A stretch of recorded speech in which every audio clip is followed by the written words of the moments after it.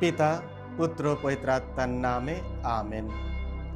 মানবপুত্র এলো, সে কিন্তু আহারও করল না, পানও করল না।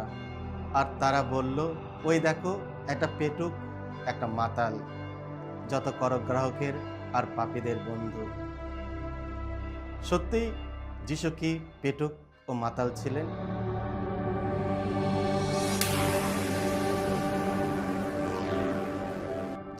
খ্রিস্টে আমার পরম প্রিয়জনেরা, আজ সেপ্টেম্বর মাসের 17 তারিখ বুধবার।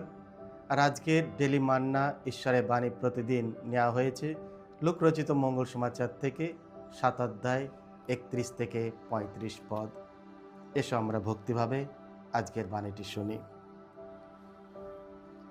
যিশু একদিন সমবেত লোকদের কাছে এই কথা বললেন, কার সঙ্গে আমি এই প্রজন্মের মানুষদের তুলনা করব?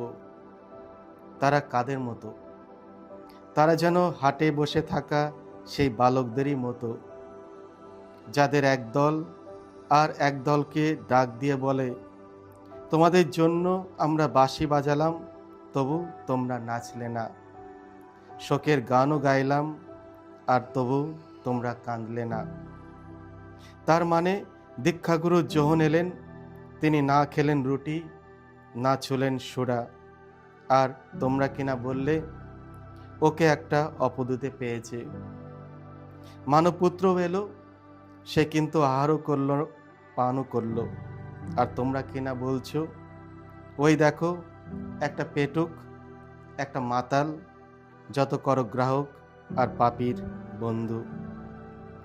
আসলে ঐশ্বর প্রজ্ঞার পথে চলে যারা, তাদের সকলের আচরণই তো ঐশ্বর প্রজ্ঞা সার্থক বলে প্রমাণিত হয়। এই হলো প্রভু যিশুর মঙ্গল সমাচার। প্রভু যিশু তোমার মহিমা উচ্চারিত হোক।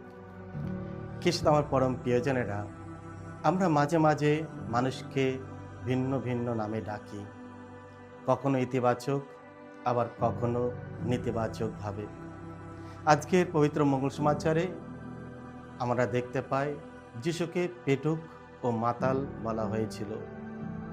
যিশুর সময়ে তাকে ডাকা হয়েছিল নানা নামে, শিক্ষক, গুরু, প্রভু, দাউদ পুত্র ইত্যাদি। আবার অন্যদিকে যারা তাকে গ্রহণ করতে পারেনি, তারা তাকে সমালোচনা ও নেতিবাচক নামে অভিহিত করেছিল। তারা তার কাজ ও উদ্দেশ্য ভুল বুঝেছিল, তাই তারা তাকে পেটুক এবং মাতাল বলে ডাকত। কারণ যিশু সবার সঙ্গে মেলামেশা করত, পাপীদের সঙ্গে খাওয়া দাওয়া করত, আর এই সব দেখে তারা যিশুকে পছন্দ করত না। তাই তার করা ভালো কাজকেও খারাপ বলে মনে করত।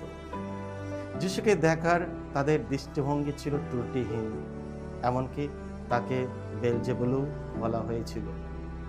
কিন্তু এইসব অপমানজনক নাম বলা সত্ত্বেও যিশুর মহিমা ও মর্যাদা কমেনি, বরং এতেই প্রকাশ পেয়েছিল যে যারা তাকে দোষারোপ করেছিল তাদের আসলে বিশ্বাসের অভাব ও যিশুর প্রতি তাদের জ্ঞান ছিল খুবই কম।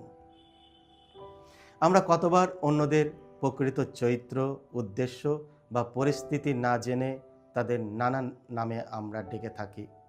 কখনো আমরা কারোর ওপর এমন নেতিবাচক নাম দিই, তখন আমরা তাদের ভেতরের ভালো দিকগুলো দেখতে অক্ষম হয়ে যাই। যিশুকে যদিও এইভাবে ডাকা হয়েছিল, তিনি কখনো পরোয়া করেননি মানুষ তাকে কি বলে। তিনি তার বিশ্বাস অনুযায়ী জীবনযাপন চালিয়ে গেছেন, কিছুই তাকে ভালো কাজ করা থেকে বিরত করতে পারেনি। আমরা মনে রাখি, যে নামে আমরা অন্যদের ডাকি তা আসলে আমাদের নিজেদের সীমাবদ্ধতাকেই প্রতিফলিত করে। যিশুর মতো আমরাও কখনো কখনো ভুল বোঝাবুঝি বা অন্যায় বিচার সমালোচনার শিকার হতে পারি। কিন্তু মনে রাখতে হবে, আমাদের চরিত্র অন্যের দৃষ্টিতে বা কথায় নির্ধারিত হয় না, বরং ঈশ্বর আমাদের সম্পর্কে কী ভাবেন তাই আমাদের সত্যিকারের পরিচয়। নিশ্চয় যিশু ভোজন বিলাসী বা পেটুক ছিলেন না। মরুভূমিতে শয়তান যখন তাকে পাথরকে রুটি বানাতে বলেছিল, তখন তিনি তা প্রত্যাখ্যান করেছিলেন। যদি তিনি পেটুক হতেন, তবে নিশ্চয়ই তা করতেন।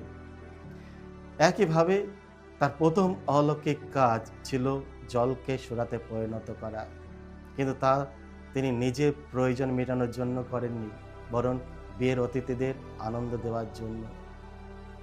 যিশু পাপী ও কর আদায়কারীদের সঙ্গে ভোজন করেছেন।